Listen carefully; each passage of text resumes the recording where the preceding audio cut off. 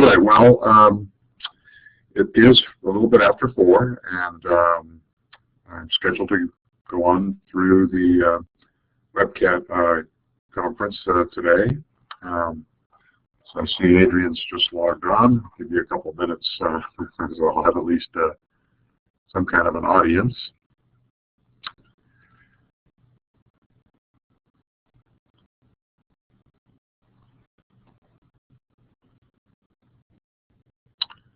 So Adrian, I don't know if you can hear me yet. You're all set in. If so, if you could just let me know. I've already turned on the recording. I've got the agenda up on the screen. We're ready to move on with this. Okay, great. Is this your first time on, or have you been on before?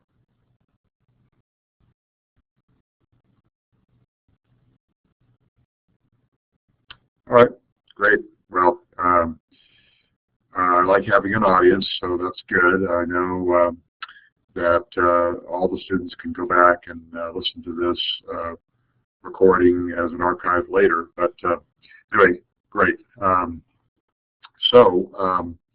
Just to kind of go over a couple of things first about what's gone on for the last 3.5 weeks with the course, and a couple of announcements about where we're going for next week. So there's been quite a bit of simple little assignments that have to be completed on Blackboard. The deliverables, I call them, are the things that students need to complete and turn in.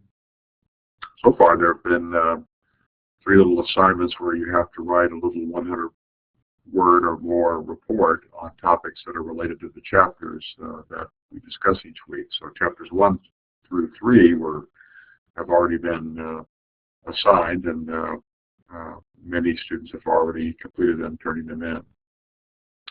We've also had course casts. These are short, 5 or 6 minute, sort of like newscasts, technology newscasts that are available at the start of every week.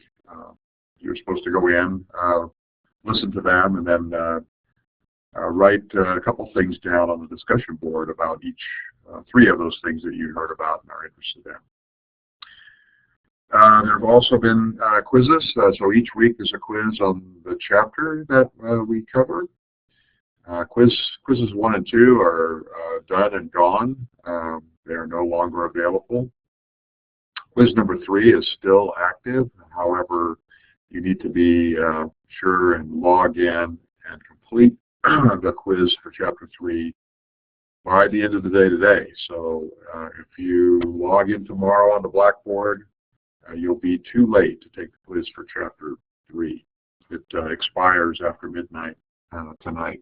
So you want to make sure you get on and log in and do it. There are no makeups for the quizzes. If you miss one, you're out of luck on that. So you want to make sure and log in, keep track of those things, and get them done on time. I've posted. Yeah, I'm going to talk about quiz number 4 in a second. It's on a little bit further down on my agenda, but the quizzes for chapters 1 and 2 are done and gone, and the answer keys for each of those is posted in the. Actually, I can go take a quick look on that. You just shift over to Blackboard here.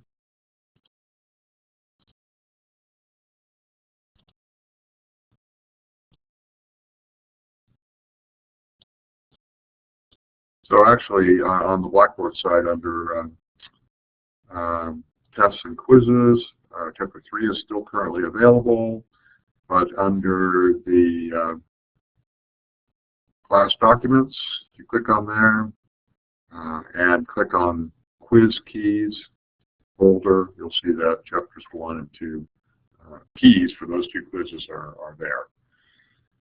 It's kind of difficult for me to show you what you missed because the quizzes are available over a week-long period of time. I don't allow students to see what they missed immediately after they've taken the quiz. Unfortunately, that would add some advantage. Someone could be the sacrificial lamb and take the quiz and get the answers and share them with everyone. So I want everybody to be on their own when they take the quizzes. All right, so let me go back to the agenda here.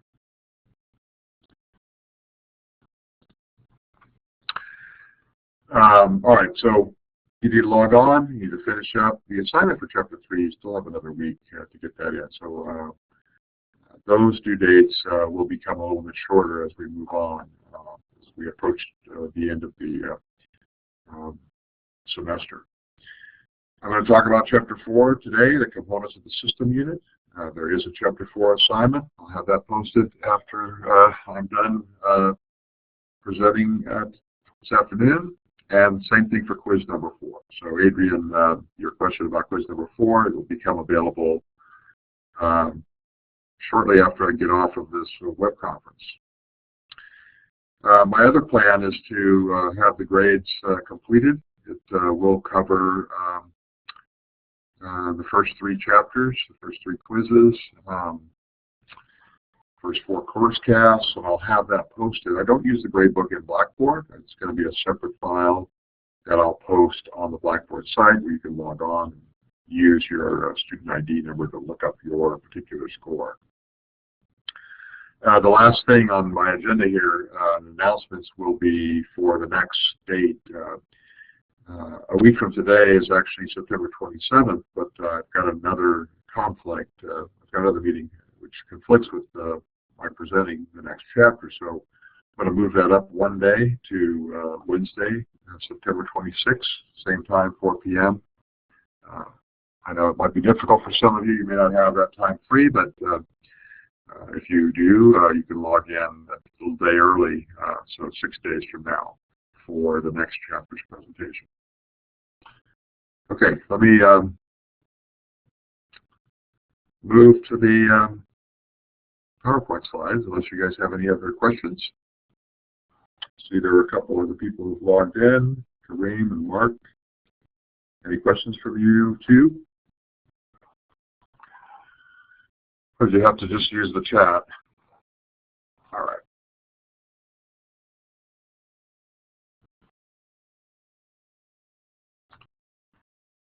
All right, let's move on here.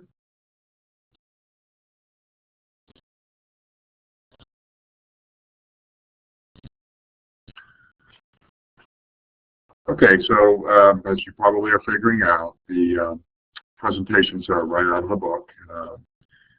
The organization's pretty good. We hit the key points, and each page kind of identifies, or each screenshot kind of identifies which page this content appears on as well. So let's go ahead and move through these.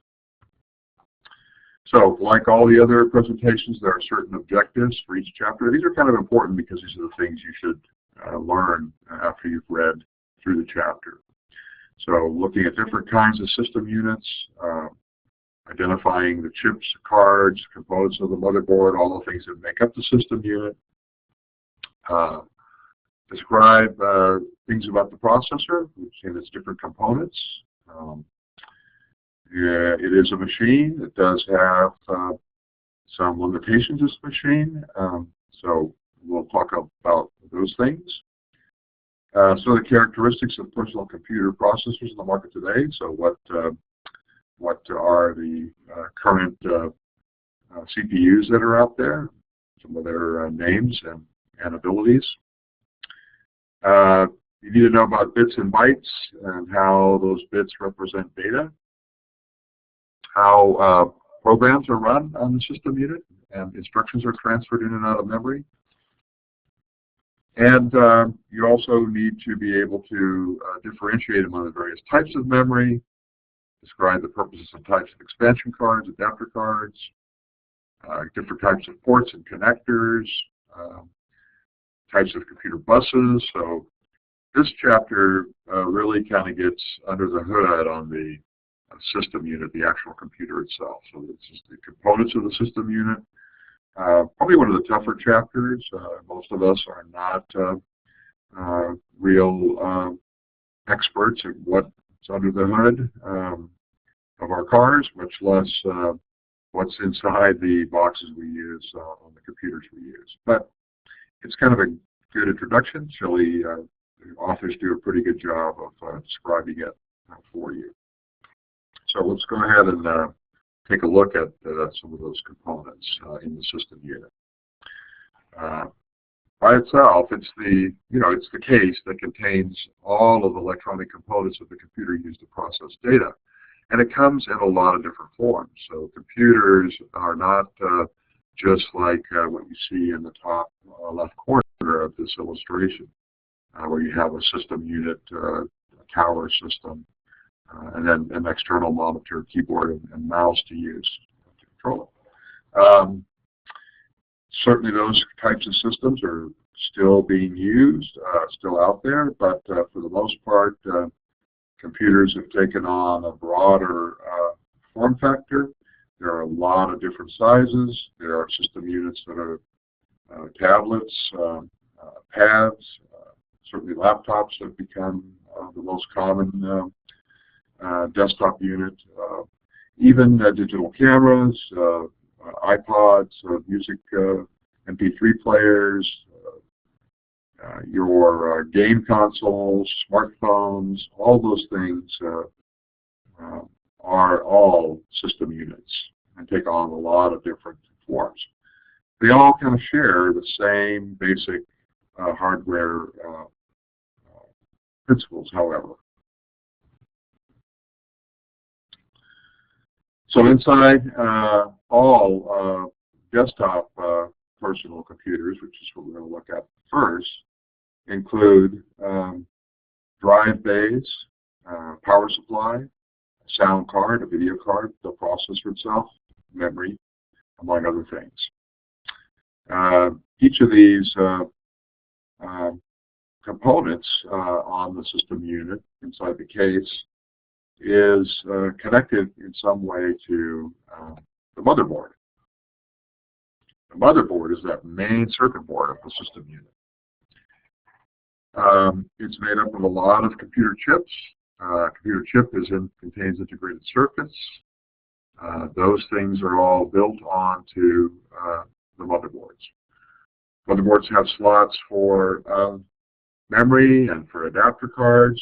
You'll get a chance to take a look at those a little more closely as we move on into the chapter.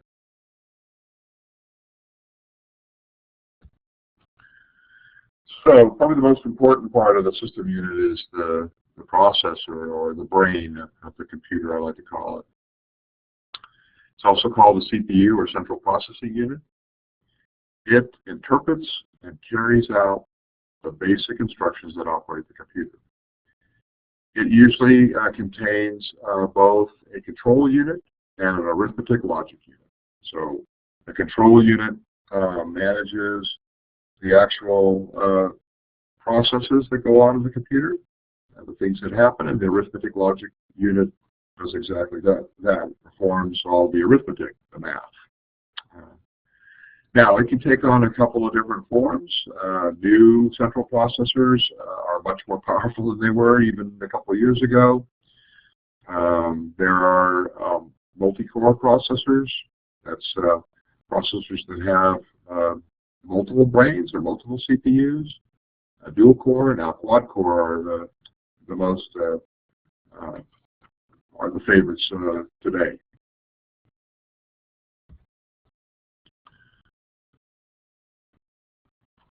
So for that processor, there's a process that takes place within the system, and a relationship between all other parts of the system unit, all the other hardware.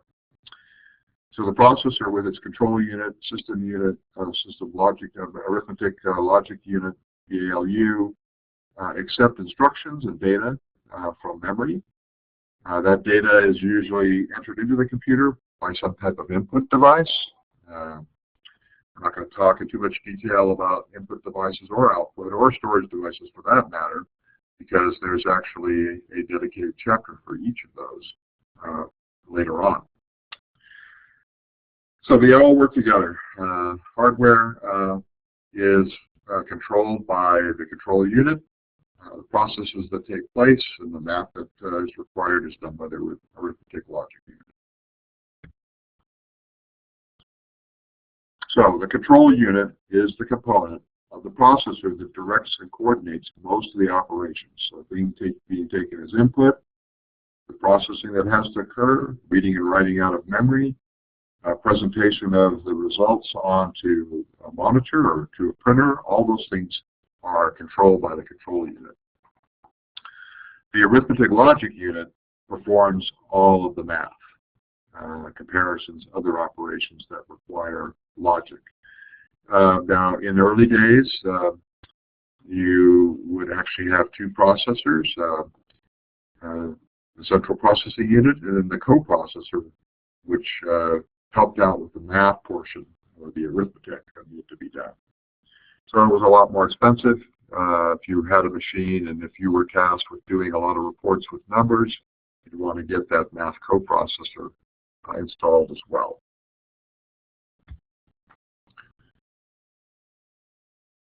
So for every instruction, a processor repeats a set of 4 basic operations which make up what's called the machine cycle. So this little graphic flowchart is pretty good in your textbook on page 215. The first step is to take the instructions and the data from memory, right? So a student arrives and with a math problem into the memory of the computer. The second step is that the control unit decides on the math problem's instructions and sends the instructions and data to the arithmetic logic unit. So after that, the ALU performs the calculations, and the results of the math problems are stored in memory and then output to the monitor or to whatever output system or device you choose. So in the central part of this are those machine cycles. So it begins with a fetch, so that you have to get the data. You have to interpret that data or decode it, try to make sense of what the computer user is trying to do. Once it's been decoded and understood, then it needs to be executed. So whatever task it was, decode it and then execute it, and then store that result into RAM so that it can be looked at a later time or whenever the user wants to look at it. So those are machine cycle steps: fetch, decode, execute, and store. Pretty important to remember those 4 parts of the cycle. And then it, of course, recycles and cycles again for the next activity. Now, each of those instructions would take place, and the processor would do them one at a time. I mean, different processor units can only think and do one thing at a time, and each part had to be completed. Well, the newer processors on the newer personal computers support pipelining, which means that the processor begins fetching a second instruction before it completes the machine cycle for the first instruction. So it begins to fetch and then decode, and it fetches the next instruction. So pipelining actually helps to speed up the process that processors have to do.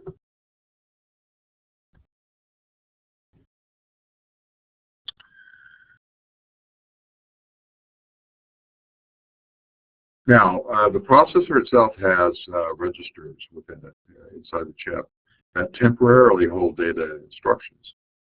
It needs to work with RAM too, of course, but there are registers within the processor itself. There's also a system clock that controls the timing of all computer operations. The pace of the system clock is called the clock speed. So some of you that are familiar with hardware and you're out there pricing and looking at different specifications, you know that the higher the clock speed in gigahertz, the faster the processor. And, of course, the more expensive it would be, too. So it's certainly something to think about.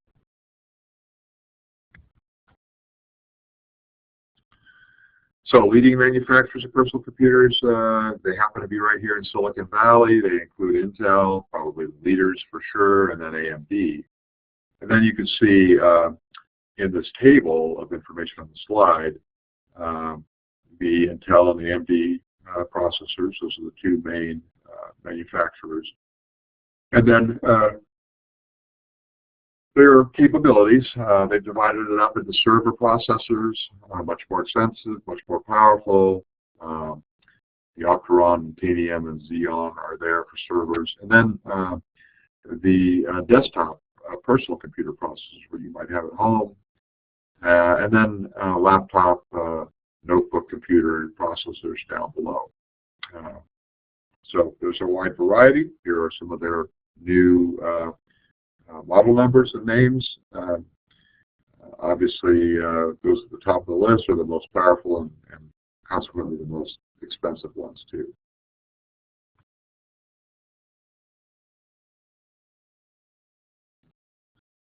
So if you're going to buy a new computer, you need to ask yourself, what do you plan on doing with this computer before you spend a lot of money on buying a processor, which by far, is the most expensive component within the system here. You'll spend a lot of money, hundreds of dollars, on the processor. So decide what you want to do. At the top of the list, the highest price, most powerful ones, the Titanium, Xeon, and Opteron, are for power users with workstations, low-end servers, those kinds of things. The other models, as you see down this series of requirements and processors that can handle that for you, you'll see that somewhere in there you'll be able to find what you need. Now, we have new computers here in the lab. Our new computers are both i5 and i7 upstairs processors, so we've got some pretty powerful PCs that students can use in our computer lab here in Hyman Hall.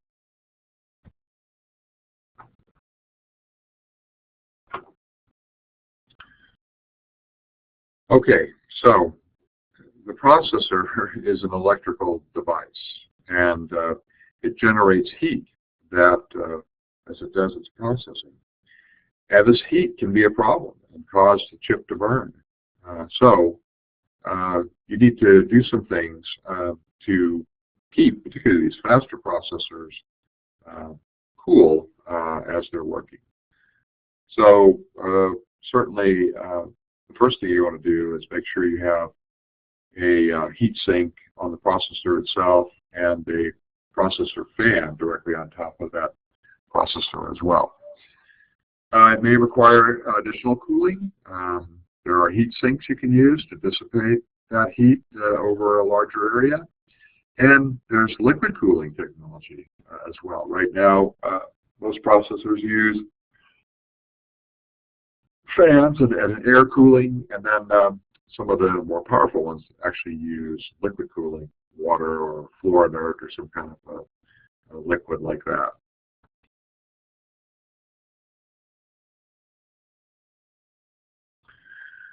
So processors not only doing pipelining, but also can do parallel processing, where multiple processors on the same system unit can work together to execute a single program or task. So massively parallel processing involves hundreds of thousands of processors. You can actually take a whole lab of computers that are networked together, have them work on an application across each of those computers, doing parallel processing on that activity. So multiple processors, lots of activities that can be completed at the same time with those multiple processors. Another part of the chapter is the way data is represented. So we know that computers handle data. They handle it very securely, quickly, and can identify different types of data as well. But data representation basically is related to the computers in two fashions: as analog signals that are continuous and vary in strength and quality, or digitally, where signals in one area, in one of the two states, either on or off. So most computers are digital. The binary system uses two unique digits, 0 and 1, to represent those on and off states. And all data on the computer is made up of bits and bytes. So strings of zeros and ones that give meaning to that data.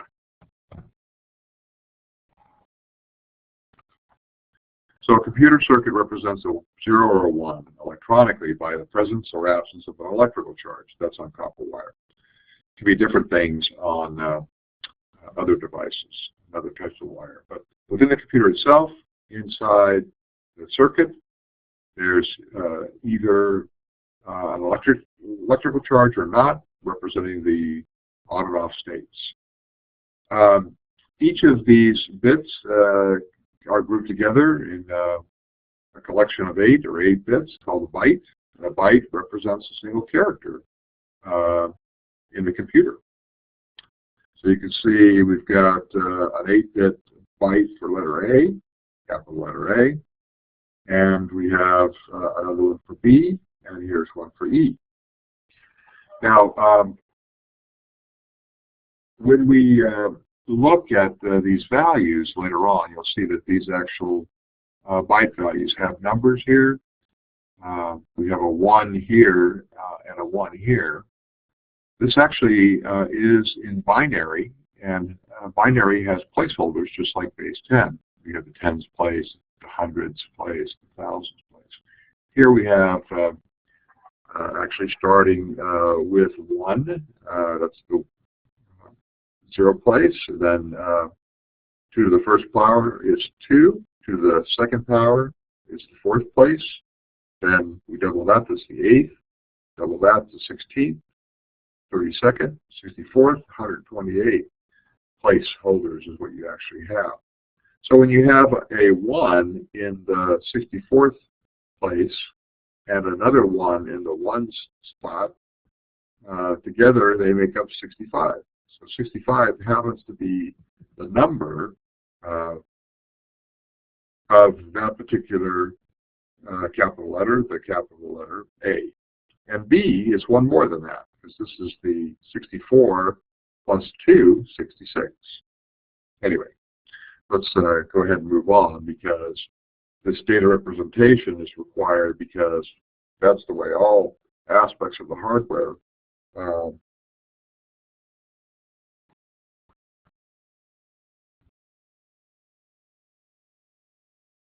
sorry about that. Okay. Yeah, so all data can be represented by using a series of zeros and ones. If you look at this coding scheme, this is the ASCII, ASCII, or American Standard Code of Information Interchange. It's the most widely used coding scheme and used to represent data. You can see here's that capital letter A, that's the 64-bit plus the 1-bit is 65. B is actually the 64 plus the 2, that's 66. C is actually 66 plus 1, 67. This is 60 plus 8, right? And so on. Each of these values has a unique byte associated with it. Now, the American Standard Code for Information Interchange works great here in America and when you use English, but it's not always very good for other countries, other languages with a different sort of alphabet. So we have a Unicode, a universal code that actually represents everything within ASCII, but also other types of symbols out there, Chinese characters, Arabic writing, all of those get represented in a different way with the universal code. Even other languages that have the same alphabet have a little bit of changes, like German has certain letters and characters, like the umlaut, and Spanish has the same with the enye, and those are missing here from the American Standard Code for Information Interchange. But Unicode has all those extra properties that certain characters for certain countries need. So all of this bits and bytes, these charges actually go up into memory. Memory is a collection of electric components that store instructions and will wait to be executed by the processor when needed. So memory stores three basic categories of items. Operating system and other system software is in memory. The application programs that you're running to do things, the web browser, the word processor, those kinds of things. And then the data, you know, the URL of the web page you want to go to, and you know what you're doing there when you get to that web page, the words that you create in the word processing document, etc., is all part of the system unit.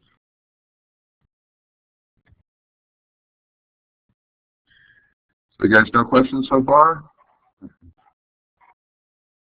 It's kind of difficult for me. I'm sitting here in my office. I have the sun in front of me through the window. It's late afternoon. Feels kind of like nap time, really. But I'll try to stay awake and make sure I'm paying attention to the chat window. So I think we've got a couple others that are logged in to meet us here as well again. Great. Okay. Now, the zeros and ones, the bits and bytes, if the capital letter A is 8 bits, then, you know, 100 words that you guys have to create for me on those little assignments is 100 words with each word maybe, I don't know, having 4 or 5 letters in it. That's, you know, 500 characters times 8 is, you know, thousands of bits that were going. And, you know, that's just a short little report. Memory size has to be able to handle, you know, millions of bytes or billions of bytes, right? So memory has to be big enough to hold all those as well. So memory size is measured in kilobytes. That's 1,000 bytes, where a byte is just, you know, the capital letter A is 1 byte. 1,000 bytes or 1,000 letter A's can take up a kilobyte of memory. Megabytes are millions of bytes, gigabytes are billions, and terabyte is 1 trillion bytes. In fact, I just bought an external terabyte drive, so I have, you know, 1 trillion bytes capacity. You know, I'm never going to need anything bigger than that, right? I'm going to be set for life. We'll know soon enough that I'll fill up that terabyte and want even more memory space. All right, so memory has to be pretty big. New laptops typically nowadays come with at least 4 gigabytes of RAM or even more.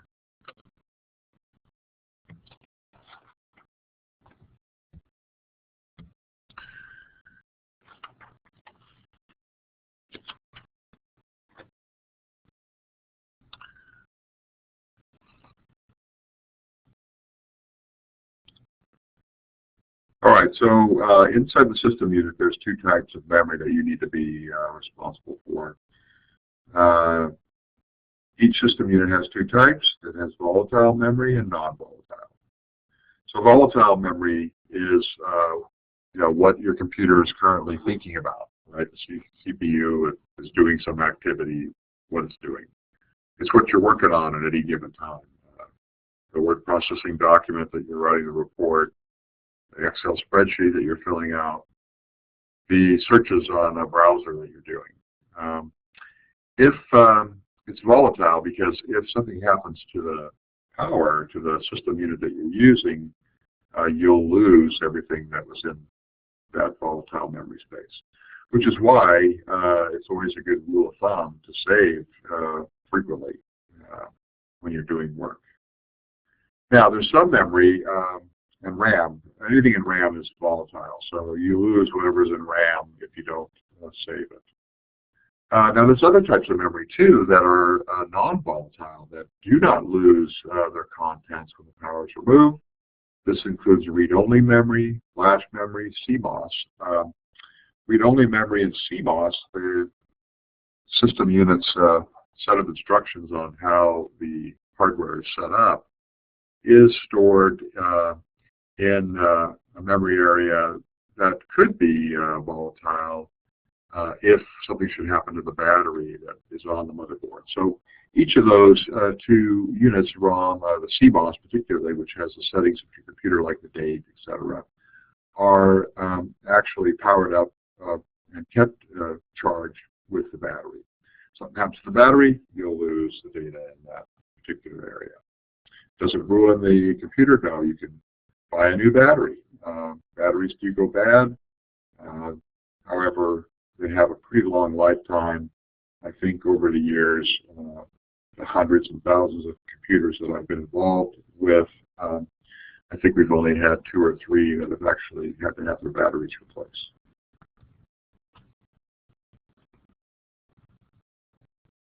Now, the authors talk about some types of RAM. You'll be probably quizzed on some of these. This slide has all 3 of the basic types. As you move across from dynamic to magnetoresistive RAM, MRAM, things get more expensive. So dynamic RAM, or DRAM, is the most common RAM, right? Static RAM, or SRAM, is a little more expensive. And MRAM, magnetoresistive RAM, is even more expensive and has quite a few advantages. Now, looking at the DRAM types, which is what you're typically going to be working with your system units, there's synchronous DRAM, or SRAM, which synchronizes with the system clock. It's much faster than DRAM, more expensive. There's DDR SDRAM, double data rate. There's DDR2, DDR3, and there's Rambus DRAM, or RDRAM, uses pipelining, much faster than SDRAM. So this is kind of an important slide. You can get this data from your textbook as well on page 225.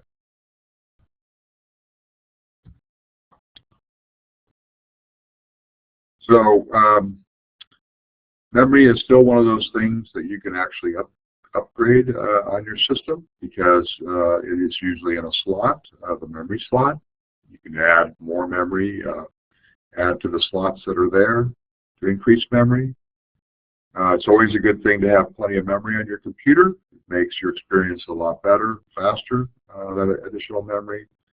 There are limits, though. Your system board, the motherboard, and operating system really kind of control how memory gets used and how much you can install. I said that most systems come with 4 gigabytes of RAM or more, double that to 8 or even 16. But if you're running an older operating system like XP, it's only going to recognize a little over 3 gigabytes of memory. So not only do you need to upgrade the hardware, you'll have to upgrade the operating system that goes on that hardware as well.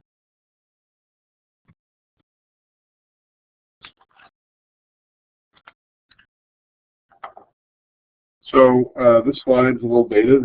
It's actually, this is Shelley and Catherine 2012, which is this year, but this book was written really a year before that or more. And, you know, these amounts of RAM have actually increased as the software becomes more and more demanding, and as actually RAM becomes cheaper and cheaper. So the amount of RAM necessary in a computer often depends on the type of software you plan to use. So what are you going to be using? 2 gigs or less is fine for just the kinds of things you might do at home, some word processing, communicating with others on the web, those kind of things. If you want to do some multimedia, some financial or spreadsheet programs, voice recognition, working with music, those kinds of things, you want at least 2 gigs to 8 gigs. And even more than that if you're a power user creating professional websites, running CAD, 3D design, those kinds of things. Regardless, if you're doing word processing and you have 8 gigabytes of RAM, your experience is going to be better with that word processing than if you simply have 2 gigs of RAM. Now, memory has some other components as well. There's a memory cache that speeds the process of the computer because it stores frequently used instructions and data on the memory cache chips, rather than the chip itself. So you have RAM, and that's where most of your work is stored, but things you use a lot within a particular activity or software program that you're running can be stored in memory cache right on the processor itself. Cache is much faster than RAM memory, and you need to pay attention to that too when you buy a processor and find out what amount of memory cache is available to you as well.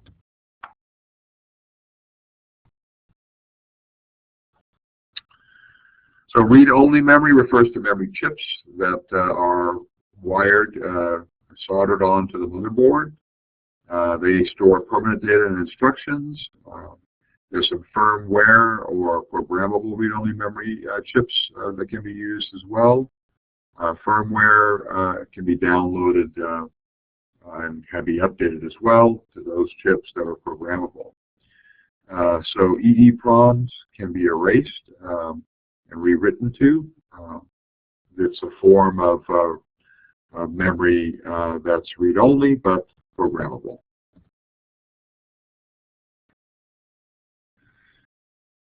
Flash memory, what you have in your little USB memory sticks, and what's showing up more and more in your handheld devices, smartphones, handheld computers, PDAs, those kinds of things, has flash memory. It can be erased electronically, it can be rewritten to.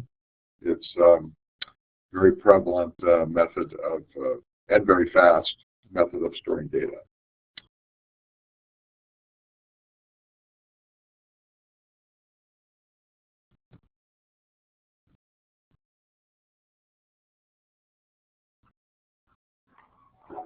So memory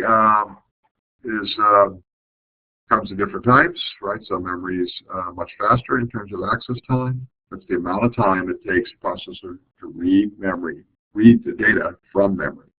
And it's measured in nanoseconds. So a nanosecond is 1 billionth of a second. So when you blink your eyes, your computer could have done 10 million operations, depending upon the amount of memory it has and the quality of that memory as well.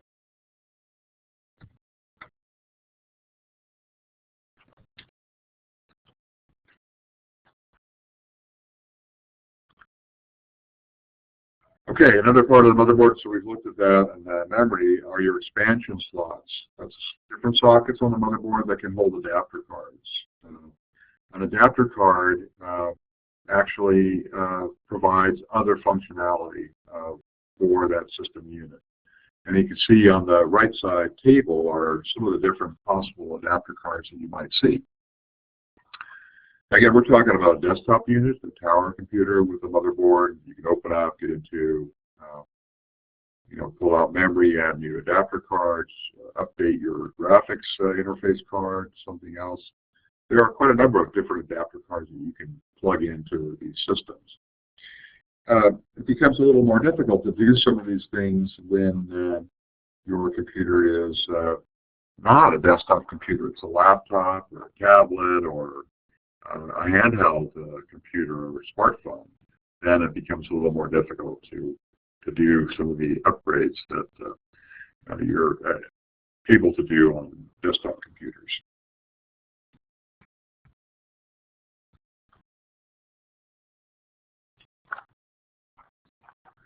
So operating systems nowadays have sensitive software that can actually identify items when you add a new adapter card to your system. Windows 7, for example, will automatically configure the adapter driver. You don't have to go in and install all of those and find those drivers yourself. Although the computer doesn't always pick the best driver, and it might not be a bad idea for you to go out and try to find the right drivers for the adapter cards that you're going to be installing.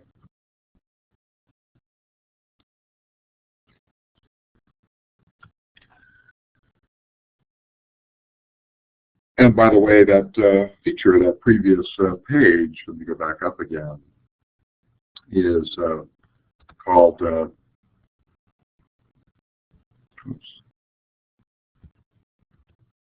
plug and play, right?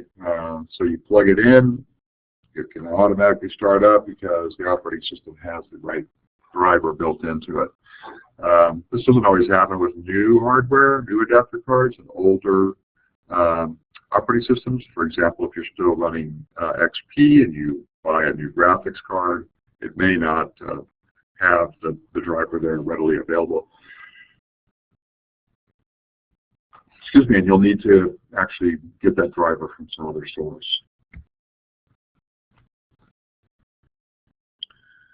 Now, expansion slots, adapter cards, removable flash memory includes memory cards, USB, PC cards, express cards. They follow a lot of different formats, as you can see from this illustration here. The USB port to the USB flash drive to the USB port, an express card module, a special slot for those as well. So flash memory, laptops, handhelds, tablets, pads all have the ability to let you connect additional adapter cards.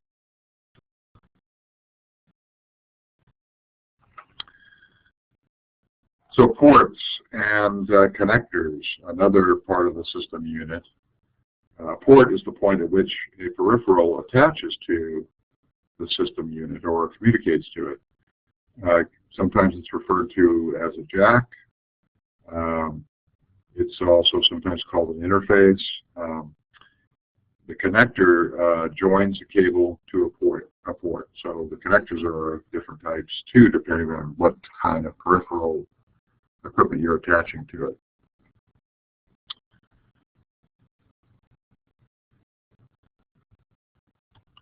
So ports and connectors, there are many. Here's a nice illustration of a desktop unit. Looks like one of the ones we have in our labs, although these are HP, and we ended up buying a much cheaper clone than buying HP or Dell's. There could be some ports built into the front where the memory card would go, the microphone, headphones, all those things are on the front, easily accessible. And then a great number of ports on the back of the system unit as well.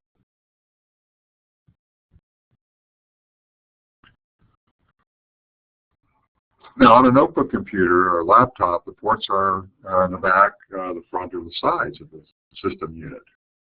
And the peripheral devices like the keyboard, monitor, and mouse are actually built into the system unit as well, all contained in the same place.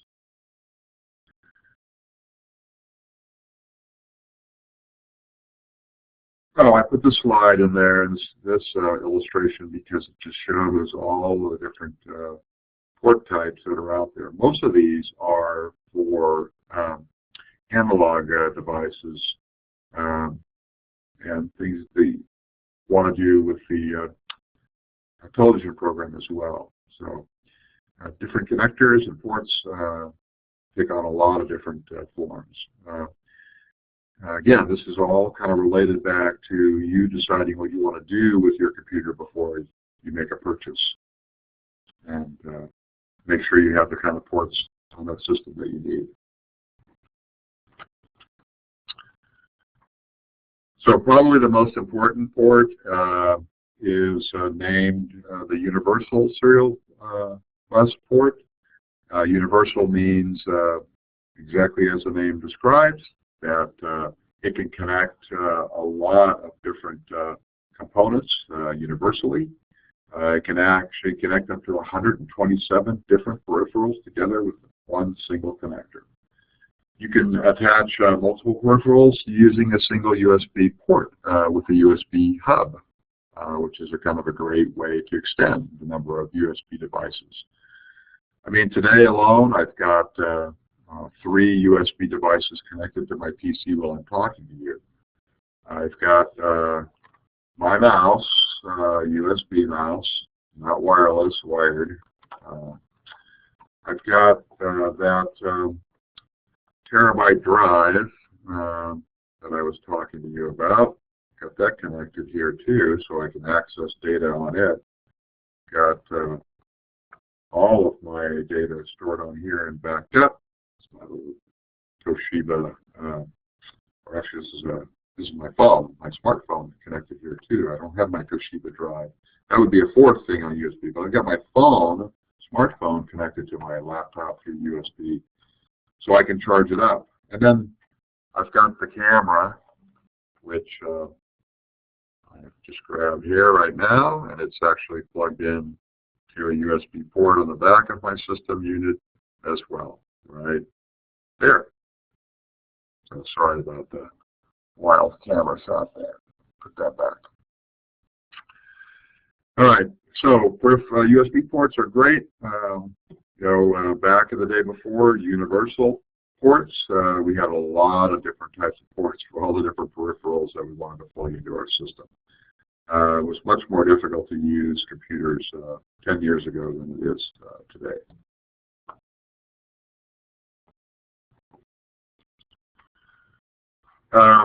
Ports and connectors are other types besides USB. There's FireWire, Bluetooth, SCSI, eSATA ports, IRDA ports for radio frequency, serial ports, MIDI ports for music. Each of these ports requires particular hardware, some kind of device to enable you to connect to that device to the computer, and then software that runs each of those as well.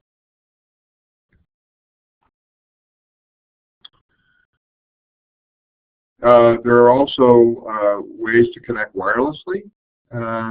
You can purchase a USB to wireless port adapter that'll convert that USB port to the Bluetooth port. So my mouse is actually a wired mouse, but I do have, actually I have one here, this is someone's, a little USB mouse, wireless, with the wireless connector USB attached to it as well. So a smartphone might communicate with a notebook using the IRDA port, another type of wireless, using infrared rather than Bluetooth wireless as well.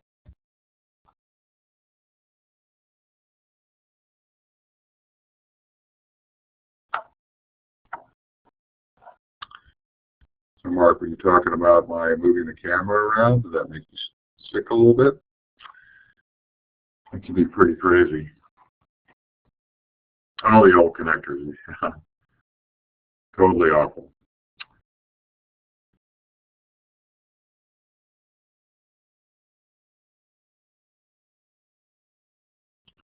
Okay, so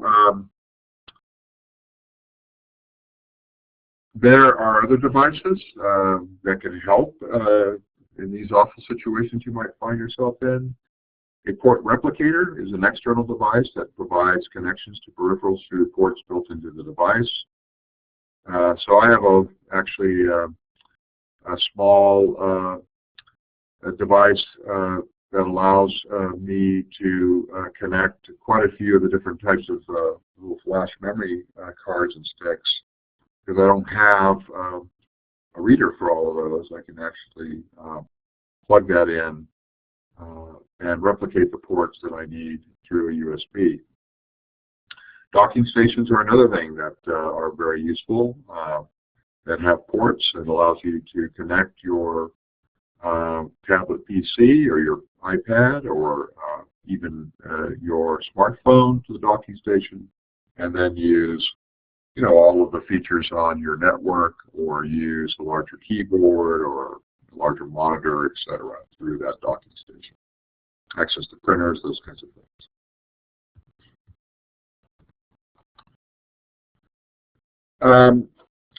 Another term that's used in here is the bus and different buses.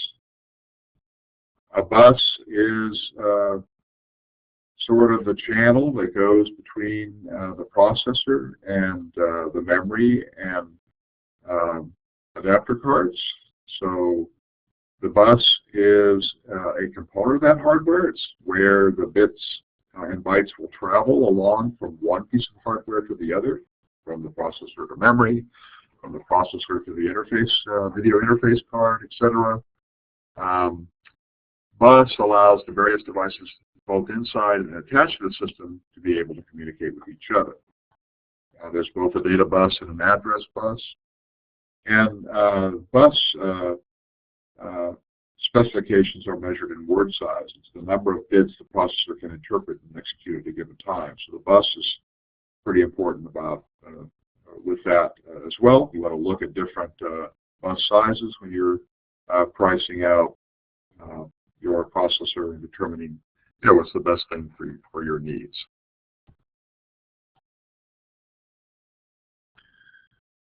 So expansion slots connect to the expansion buses, common types of expansion buses, and to accommodate the different types of adapter cards are PCI bus, the PCIe or Express bus, the AGP for graphics, the accelerated graphics port bus, and then there's USB, FireWire, and PC card bus that are commonly used to expand the features of your system unit and to allow more capability of that unit as well. So we're getting close to wrapping things up here. I've got a few more slides to go through. You guys are hanging in there.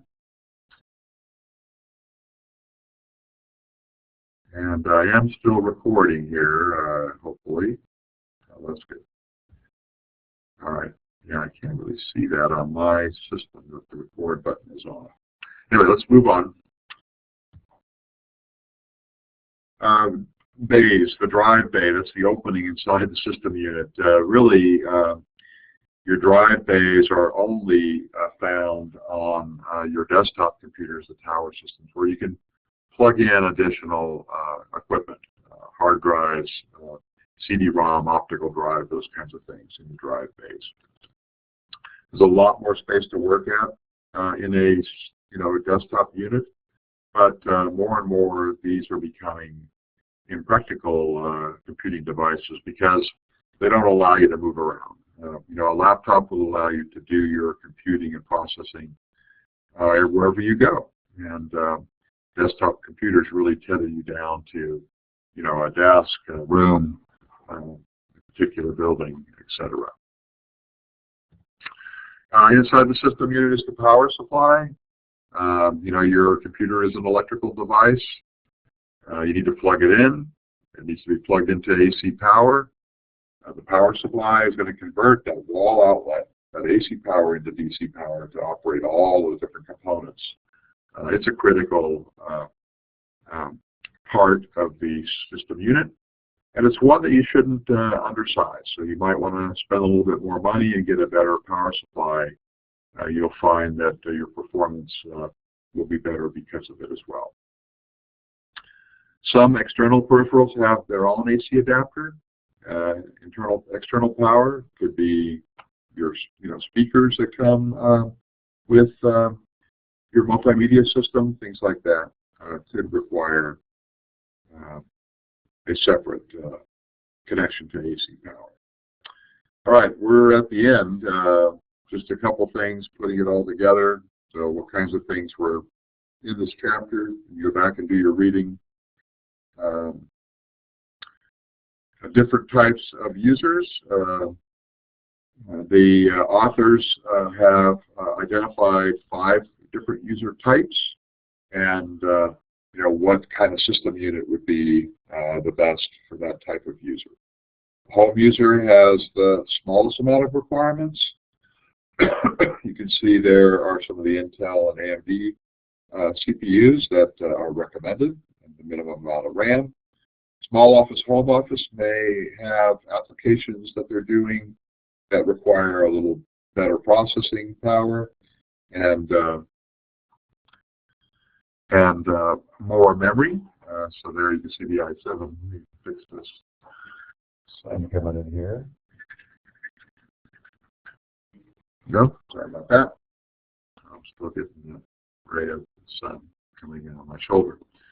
Anyway, mobile users don't require a lot of memory, but it's kind of nice to have a powerful processor, because these mobile users typically are doing work on the move. So they may want a little more processing power than a home user. The last 2 are power users and enterprise users. Power user may want to up their amount of RAM to 8 gigs or more. They're using server processors, or maybe server systems and server operating systems instead, either Linux or Windows Server 2008. Enterprise users may have laptop computers, but with top-of-the-line processing speed and more memory than the home office user or mobile user as well. So the last thing is you'll be surprised by this, but you need to clean your devices occasionally, once or twice a year. Turn off and unplug your computer or mobile device before cleaning it. You want to use compressed air, although you really can use a vacuum cleaner as well. Instead of vacuuming up the dust, you can switch the hose ends and blow the dust out of there. Particularly if you have a desktop computer at home and it's tucked away in a desk and it backs up against the wall, and you've had it there for a couple of years running, it'll suck in a lot of dust and debris. You want to make sure you clean it out. We've had devices here in our lab overheat because of the amount of dust accumulating on the fans. The fans stop running, they slow down, they stop, and the processors and components get hot, and they overheat and stop working. So I want to make sure and do that as well. The last part, just in summary, yeah, right, you want to ground yourself too when you're cleaning it, that's true. Or be in a place where the static electricity is not a problem. Here in our lab, we have anti-static software that, carpeting that helps quite a bit. All right, so this chapter covers the components of the system unit, how memory stores data, instructions, and information. Remember that machine cycle that occurs when the system unit executes an instruction. Take a look at the different types of personal computer processors, and then the last important point here is how to clean your system unit as well. All right, so let me go back here.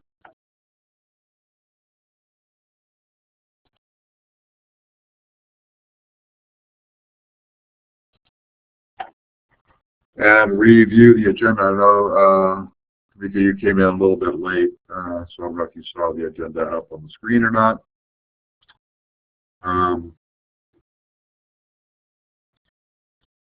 So far, we've had a lot of little assignments that you've been doing. Most of the class is doing a great job getting those done on time. There's been 3 little 100-word reports that you've had to give, one for each of the first 3 chapters.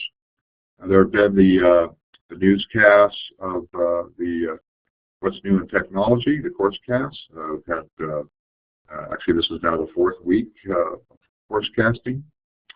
And then we've already had 3 quizzes. Quiz number 3 is actually still active and due sometime before midnight tonight. And log on and get that done if you haven't done so.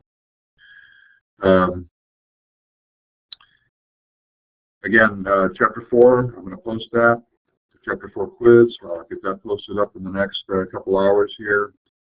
I'm going to probably go through and take a look at all your grades up to this point and have something published by Monday, I think, as well, so you can see where you're at. Now, the next web conference like this one will actually be 6 days from now. I have a conflicting obligation next Thursday afternoon, so we're going to move it up one day to Wednesday at 4 p.m. All right. Any questions about the schedule, the class?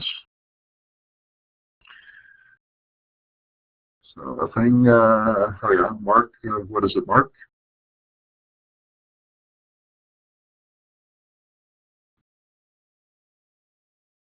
I think from Adrian. I thought the midterm was on the syllabus, the midterm date. Let me take a quick look. Yeah, it's probably quicker for me just to look at it on my own here, and I'll tell you.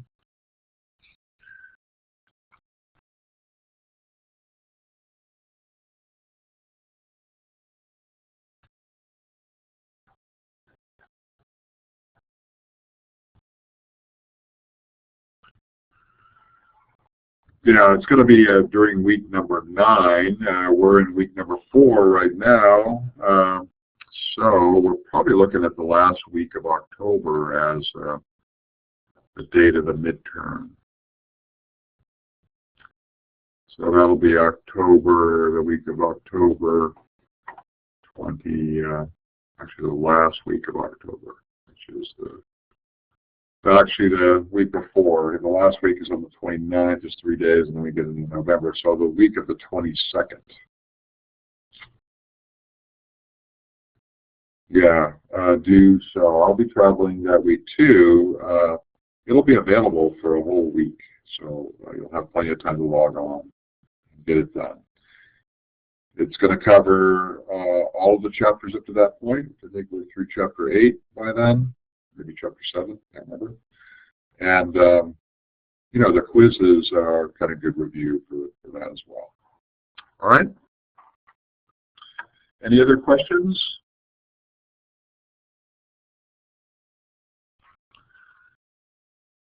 If not, then you're free to go. Okay, great. Oh, yeah, Adrian does have one last question.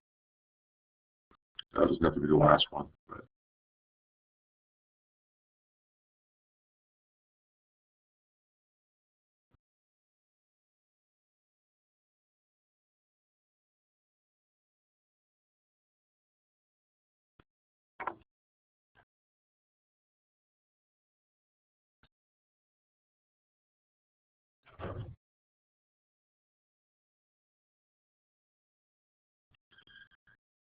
No, Adrian, I'll probably stay with the week-long schedule for the quiz and the assignment. certainly the quiz will be due that Thursday at midnight, just like it'll be a week from today, then just like before. But the conference, I just have to do that a little bit earlier. I don't want to do the conference on Friday either. So, all right. So I'll make sure and try to stay to the schedule. Great. All right. No other questions? I'm going to turn off the recording.